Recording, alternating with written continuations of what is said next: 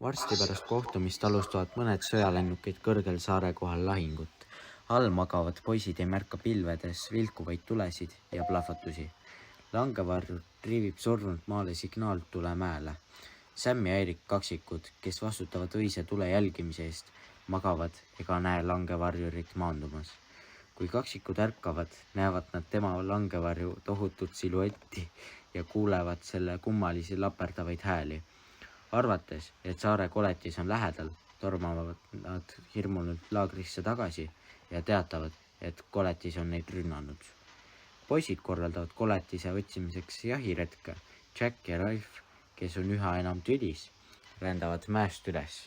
Nad näevad langevarju siluetti kaugelt ja arvavad, et see näeb välja nagu tohutu deformeerunud ahv. Grupp peab koosoleku, kus Jack ja Ralph räägivad teistele oma vaatlusest.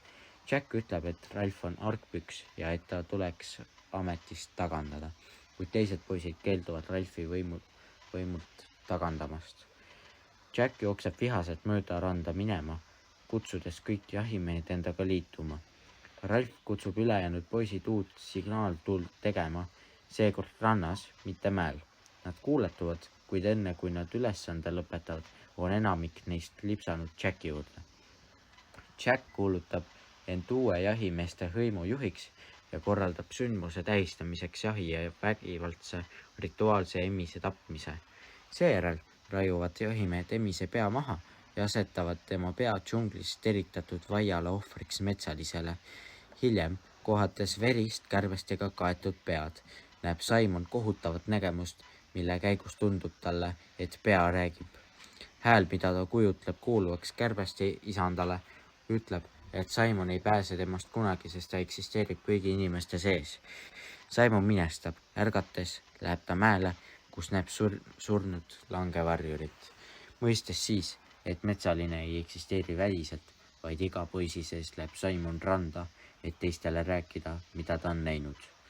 Teised on aga keset kaootilist pidutsemist, isegi Ralph ja Piggy on Jacki pidusöögiga liitunud ning kui nad näevad Simoni varjulist kuju džunglist välja tulemas, tormavad nad talle kallale ja tapavad ta paljaste käte ja hammastega. Raamatu Kärbestefilma lõpus on olukord saarel täiesti kontrolli alt väljunud. Jacki juhitud poisid on muutunud metslasteks ning jahivad Ralphi kui vaenlast. Ralph on teiste hulgast välja heidetud ning üritab end varjata, samal ajal kui teised teda jahivad. Et teda kätte saada, süütab poisid suure osa saarest põlema.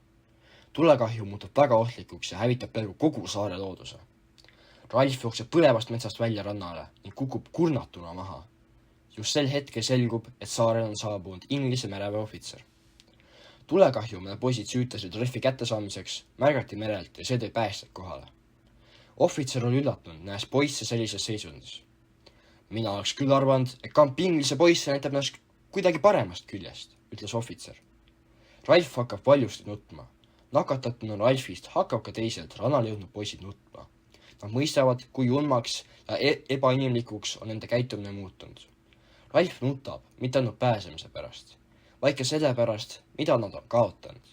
Süütuse, inimlikkuse ning truu ja targa sõbra, põssa. Romaani põhisõnum on, et inimeses peitub nii headus kui ka julmus. Kui ühiskonna reeglid kaovad, võib inimene kiiresti muutuda metsikuks ning kõige ohtlikum koletis on tegelikult inimese enese sees.